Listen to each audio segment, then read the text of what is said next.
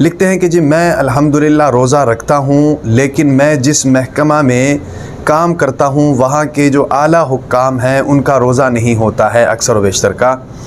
وہ مجھ سے پانی مانگتے ہیں، تو اس صورت میں میرے لیے کیا حکم ہے؟ سوال ان کا یہ ہے کہ میرا روزہ ہوتا ہے، لیکن میں جن کے ماتحت ہوں افسر حضرات ہیں وہ روزہ نہیں رکھتے ہیں اکثر و بیشتر، لہٰذا وہ مجھ سے پانی مانگتے ہیں، تو کہیں میں اس گناہ میں شریک تو نہیں ہو رہا، یا کہیں میرے روزے میں فرق تو نہیں پڑ رہا؟ بیسکلی یہ پوچھنا چاہ رہے ہیں۔ تو اس کے لیے یاد رکھیں کہ ایک تو پہلی بات تو یہ ہے کہ اس صورت میں آپ کا روزہ تو نہیں ٹوٹتا ہے، آپ کا تو روزہ اپنی جگہ برقرار ہے، لیکن یہ ہے کہ البتہ آپ ان کے گناہ میں شریک ہو رہے ہیں، آپ ان کے ساتھ گناہ میں شریک ہو رہے ہیں، اس کا گناہ آپ کو بھی ملے گا۔ لہٰذا اس کے لیے طریقہ کار یہ ہے کہ سب سے پہلے تو یہ ہے کہ آپ ان سے گزارش کریں کہ بھئی مسئلہ یہ ہے، لہٰذا میں آپ کو پانی نہیں دے سکتا ہوں۔ اگر وہ آپ کو نوکری سے برخاست کر دیں تو نوکری چھوڑ دیں، اور کیا ہو سکتا ہے، ورنہ پھر یہ ہے کہ اللہ تعالیٰ سے استغفار کریں اور یہ کام کرتے جائیں۔ تو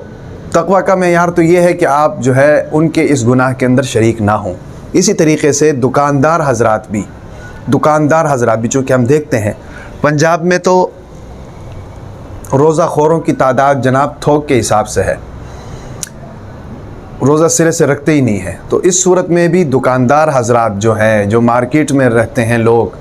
وہ بھی اگر ایسے موقع پر، چونکہ رمضان، اصل مسئلہ یہ ہے کہ رمضان ہوتا ہے نیکی کمانے کا سیزن، لیکن ہم نے اس کو مال کمانے کا سیزن بنایا ہوا ہے۔ ہر چیز کے نرخ اور ہر چیز کی قیمتیں آسمان پر ہے، لہٰذا بس کسی طریقے سے مال آ جائے، چاہے حلال ہو، حرام ہو، جائز ہو، ناجائز ہو، تو بھئی ہم مسلمان ہیں۔ مسلمانی کا تقاضا یہ ہے کہ ہم شریعت کے احکامات پر عمل کرتے ہوئے اپنی 24 گھنٹے کی زندگی گزاریں، سال 12 مہینہ گزاریں۔ تو یہ جو چیز ہے یہ دکانداروں کے اوپر بھی لاگو ہوتی ہے۔ ہم دیکھتے ہیں دکانداروں کو، اکثر یہ جو سموسے بنانے والے ہوتے ہیں یا پکوڑے وغیرہ بنانے والے ہوتے ہیں، ان کے پاس تو دوپہر کے ٹائم ہی رش لگ جاتا ہے۔ اور اسی طریقے سے جو ہوٹل ہیں، ہم نے دیکھا ہوا ہے کہ ہوٹل کے باہر جناب کناتیں لگائی ہوتی ہیں، اندر جناب کھانے کھا رہے ہوتے ہیں روزہ خور، اور ہوٹل والے جو ہیں وہ پیسے کمانے کے چکروں میں جناب ان کے ساتھ، وہ الگ بات ہے ہوٹل والوں نے روزہ رکھا ہے یا نہیں رکھا ہے، یہ ایک الگ بات ہے، لیکن کم از کم یہ ہے کہ ہم اس گناہ میں شریک ہو رہے ہیں۔ اگلے نے روزہ نہیں رکھا، بجائے یہ کہ ہم اللہ تعالیٰ کے لیے اس سے ناراضگی کا اظہار کریں۔ کامل ایمان والے کی تو نشانی یہ ہے، من ابغض للہ واعطى للہ ومنع للہ واحب للہ فقد استکمل الایمان، او کما قال النبی صلی اللہ علیہ وسلم۔ کامل ایمان کی نشانی یہ ہے کہ اس کا غصہ بھی اللہ کے لیے ہو، اس کی محبت بھی اللہ کے لیے ہو، اس کا کسی کو کچھ دینا بھی اللہ کے لیے ہو، کسی کو کچھ دینے سے رک جانا وہ بھی اللہ کے لیے ہو۔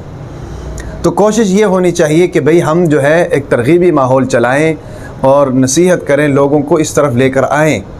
ہم نے بہت سی ایسی فیملیز دیکھی ہوئی ہیں کہ جن کے اندر روزوں کا کنسپٹ نسل در نسل نہیں ہے، دادا بھی نہیں رکھتا تھا، اس کا بیٹا بھی نہیں رکھ رہا ہے، اس کا بیٹا بھی نہیں رکھ رہا ہے، اس کا بیٹا بھی نہیں رکھ رہا۔ اب آپ بتائیں کہ ہمارا ایمانی لیول کتنا ہے، ہم کس حد تک مسلمان ہیں۔ تو اس لیے یہ ہے کہ بہرحال اگر آپ نے روزہ رکھا ہوا ہے تو آپ کا تو روزہ برقرار ہے، لیکن آپ اس گناہ کے اندر شریک ہیں، آپ اس چیز سے رکیں، کوشش کریں کہ آپ جو ہے نا اس چیز سے رکیں، آپ کی نوکری بھی ضائع نہ ہو اور آپ اس چیز سے رک بھی جائیں۔ اور دوسرے جو دکاندار ہیں ان سے بھی یہی ہے، ان کے لیے بھی یہی حکم ہے کہ وہ اپنی دکان میں بیٹھتے ہیں، بعض مرتبہ آتے ہیں، سٹے والے بھی آ جاتے ہیں، گٹکے والے بھی آ جاتے ہیں، پان والے بھی آ جاتے ہیں، بوتل والے بھی آ جاتے ہیں، سموسے والے بھی آ جاتے ہیں، پکوڑے والے بھی آ جاتے ہیں، کھانا کھانے والے بھی آ جاتے ہیں۔ تو بہرحال باقاعدہ طور پر دکان کے باہر لکھ کر لگائیں کہ بھئی افطاری سے پہلے کوئی بھی چیز، کوئی بھی روزہ خور کو جناب دکان کے اندر داخل ہونے کی اجازت نہیں ہے۔ میں تو کہتا ہوں کہ ایک گارڈ بھی باہر کھڑا کر دیں، جو بھی روزہ خور وہاں پر آئے تو سب سے پہلے اس کی چھتر پریڈ ہونی چاہیے، اور تاکہ اس کو سمجھ آ جائے کہ بھئی یہ رمضان کا مہینہ ہے، مسلمانوں کا مہینہ ہے، لہٰذا روزوں کا احترام ہونا چاہیے۔ چلو تم نے روزہ نہیں رکھا ہے تو روزے کا تو کم از کم احترام کرو، کوئی حیا بھی ہونی چاہیے، کوئی شرم بھی ہونی چاہیے۔ ایک تو یہ ہے نا کہ ہم حکم پر عمل نہیں کر رہے، دوسرا یہ ہے کہ ہم بے شرمی کر رہے ہیں۔ یاد رکھیں کہ یہ ایک بغاوت ہے اور اس کی سزا بھی دگنی ہوتی ہے۔ تو اس لیے یہ ہے کہ ہمیں خود اس چیز سے بچنا چاہیے اور دوسروں کو بھی اس چیز سے بچانا چاہیے۔ اللہ تبارک و تعالی عمل کی توفیق عطا فرمائے۔